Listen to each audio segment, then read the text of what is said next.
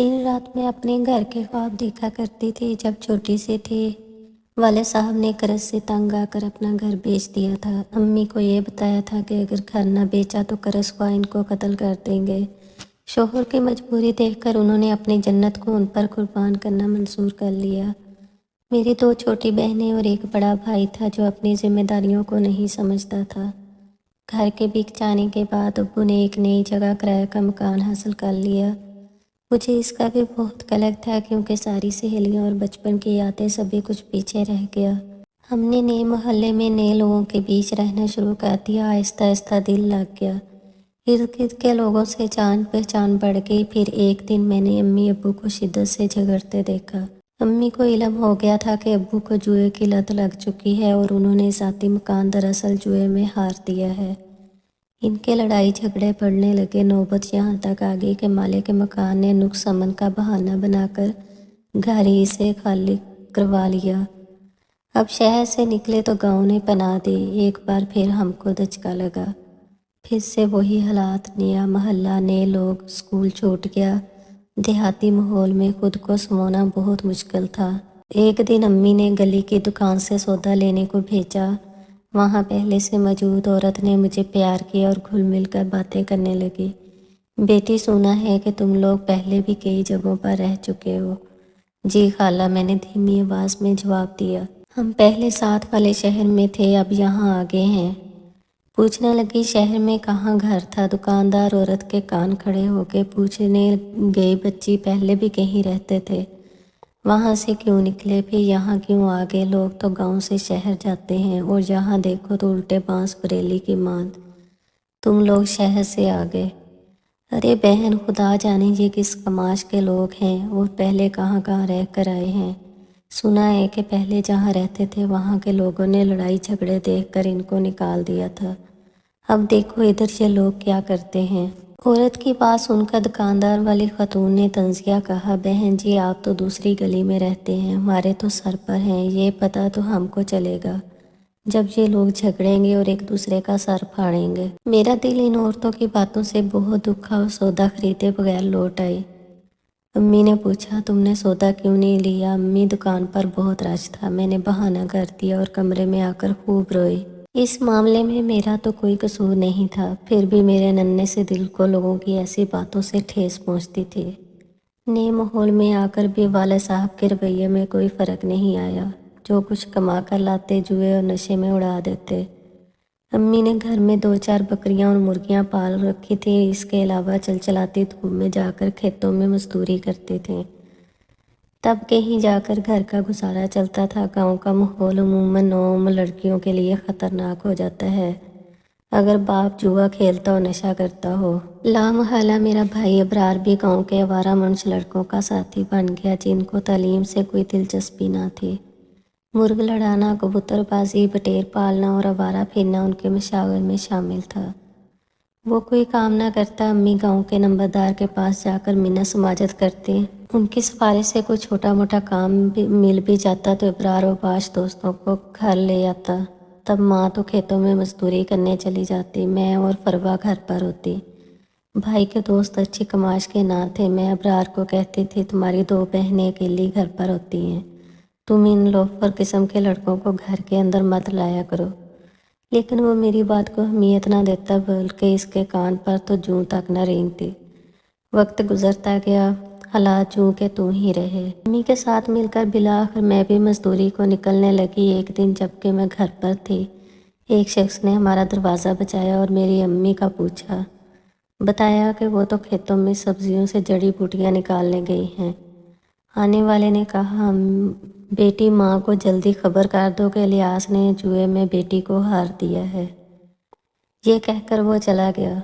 इलियास मेरे अब्बू का नाम था। ये शायद कोई हमारा खैर ख्वाह था जो बर वक्त मेरी माँ को खबरदार करने आया था। हमारी फूफी इसी गांव में रहती थी। मैं दौड़ी हुई इनके पास गई और खबर दी कि एक अजनबी ऐसा कहकर गया है। तभी फूफो भागी भागी खेतों में अम्मी के पास पहुंची। फिर इन दोनों ने हम बहनों को फूफो के घर पहुंचा दिया। फूफो का बेटा अदनान पोलियो का मरीज था और लंगड़ा कर चलता था, जबकि मैं हर लिहाज से खूबसूरत थी। अदनान की करियाना की दुकान थी और वो बेहुस्नो खूबी अपनी दुकान चला रहा था। پھپھو نے مجھے سمجھایا کہ بیٹی عزت سے بڑھ کر کچھ نہیں، عدنان سے نکاح کرا دیتی ہوں تاکہ تیرا جواری باپ تجھے کھینچ کر نہ لے جائے۔ میں نے بھی یہی مناسب سمجھا کہ ہمارا پھپھو کے سوا آج کوئی ہمدرد نہیں ہے۔ امی کی مالی مدد بھی وہی کرتی تھی، ہم بیمار ہوتے دوڑی آتی، علاج کراتی۔ ایسی انسان دوست کو ٹھکرانا غلطی ہوگی۔ میں نے ان کے پولیو کے مریض کے بیٹے کی بیوی بن جانا قبول کر لیا تاکہ میری ماں اور چھوٹی بہن کو پناہ مل جائے۔ میں نے قربانی دی تو میری زندگی میں خوشیاں آ گئی۔ عدنان مجھ سے محبت کرتے اور میرا خیال رکھتے تھے۔ پھوپھی بھی مجھے پھولوں کی طرح رکھتی تھی۔ امی اور چھوٹی بہن واپس لوٹ گئی اور میں اپنے شوہر کی محفوظ پناہ گاہ میں آ گئی۔ چاہیے تو یہ تھا کہ میری ماں شکر گزار ہوتی کہ مجھے پھوپھو نے جواریوں کے نرک میں جانے سے بچا لیا، مگر وہ ہر وقت کہتی کہ اے میری بیٹی تو کتنی حسین ہے، بالکل گلاب کے پھول جیسی ہے، مگر تیری قسمت کس قدر خراب ہے کہ ایک پولیو زدہ لنگڑے کی بیوی ہے۔ میں ان کو سمجھاتی، امی جان عدنان میں صرف یہی ایک کمی ہے، ورنہ ان میں کوئی عیب نہیں ہے۔ شکل و صورت اچھی ہے، اخلاق اچھا ہے اور کاروبار بھی اچھا ہے۔ جب مجھے ان میں سے کسی کمی کا احساس نہیں ہوتا تو آپ کیوں پریشان ہوتی ہیں؟ ماں جواب دیتی، پولیو کے مریض کی زندگی کا کیا بھروسہ، میرا گھر بک گیا، آج تک در بدری کے دھکے کھا رہی ہوں۔ تیرے نام تیری پھوپھی سے گھر لگوا کر رہوں گی تاکہ تیرا مستقبل محفوظ ہو جائے۔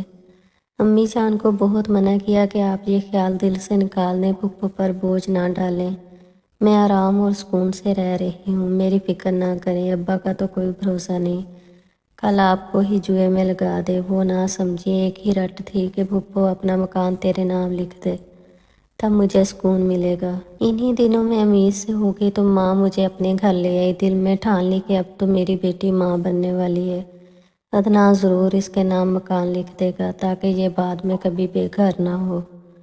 میں تو انجان تھی کہ آنے والا وقت میرے لیے کون سی آندھی لانے والا ہے۔ گھر میں ابرار بھائی کے اوباش دوستوں کا بھی آنا جانا رہتا تھا اور یہ بات پھوپھو اور عدنان کو پسند نہ تھی۔ ایک دن عدنان مجھے لینے آیا تو سامنے ابرار کے دوست بیٹھے ہوئے تھے۔ عدنان کے منانے پر میں مان تو جاتی، مگر امی نے ہم دونوں کو اکیلا نہ چھوڑا اور مجھے ان کے ہمراہ جانے سے بھی روک دیا۔ وہ واپس چلے گئے کیونکہ امی نے صاف کہہ دیا تھا، اپنا مکان میری بیٹی کے نام لکھ دو تو ٹھیک ہے، ورنہ اسے بھول جاؤ۔ جب تک گھر اس کے نام نہ کرو گے میں اس کو تمہارے ساتھ نہیں بھیجوں گی۔ اگر ہم نے ایک لنگڑے کو قبول کیا ہے، اتنی حسین بیٹی دی ہے، تو اب تم لوگ بھی ہماری قربانی کا صلہ اسی صورت میں دو کہ کبھی زندگی میں میری بیٹی بے گھر نہ ہو سکے۔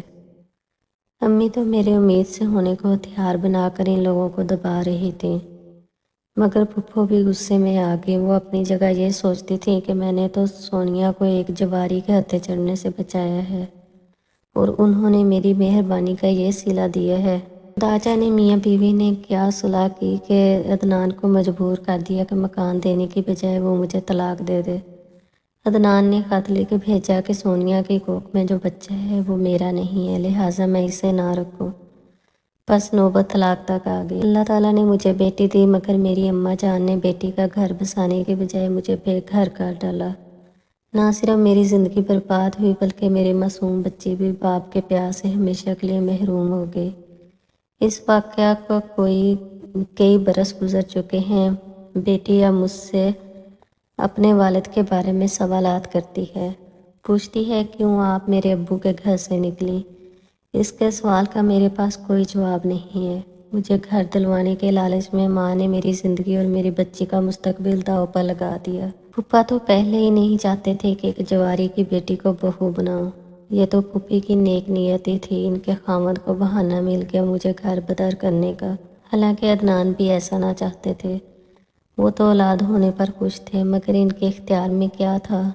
وہ کلی طور پر اپنے والد کے دباؤ میں تھے۔ آج جب اپنا گھر، اپنا شوہر کا پیار اور وہ پرسکون دن یاد آتے ہیں تو دل خون کے آنسو روتا ہے۔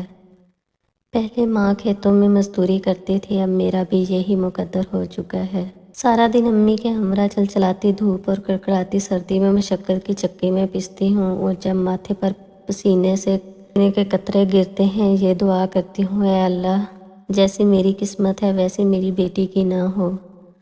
اسے پڑھانا لکھانا چاہتی تھی، مگر گاؤں والے تو لڑکیوں کو پڑھانے پر بھی سو باتیں کرنے لگتے ہیں۔